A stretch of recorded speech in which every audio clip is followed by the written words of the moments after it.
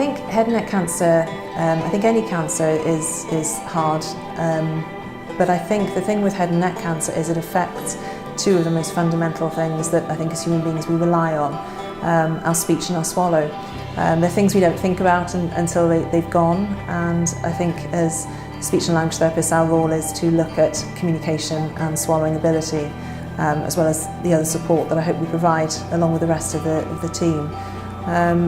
We're involved at diagnosis right the way through, and I think we see them pre-treatment, we see them on the ward or during their radiotherapy, chemotherapy treatment, and we often are seeing them long after other professionals have actually sort of finished their part, if you like.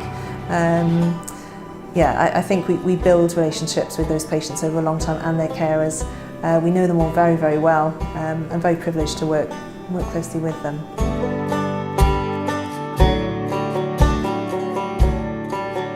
The way the services are set up in this region of Wales are that the centre is based here in Swansea. When the service was first thought of, there were no surgical services in Glangwili in West Wales. Fortunately for us, actually, when the telemedicine service really sort of took off a couple of years ago, it was actually at the same time when they employed an ENT consultant there. So there's actually now a nice AHP CNS team based there, so I think that has also helped. Timing-wise, it's been great actually for the telemedicine service. But what it's enabled us to do is actually allow us to provide specialist services to those some patients, head and neck patients, as close to their, within their community and close to their homes as possible.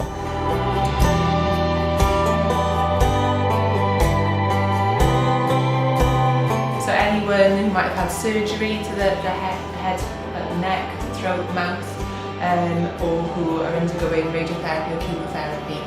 So we see people with communication problems from those treatments, or people with swallowing difficulties or voice difficulties.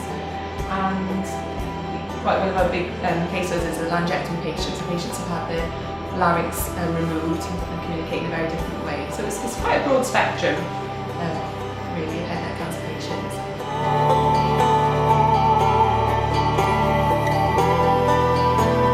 The patients themselves, our feedback has been sort of 100% satisfaction rate.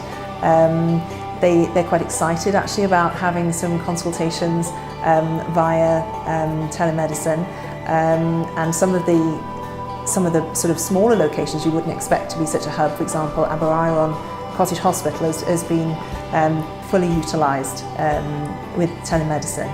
I think for them, they've got that reassurance that they're sort of still under the support of what they deem as the specialist services, but building relationships with their local therapists as well, often in a setting they feel more comfortable in.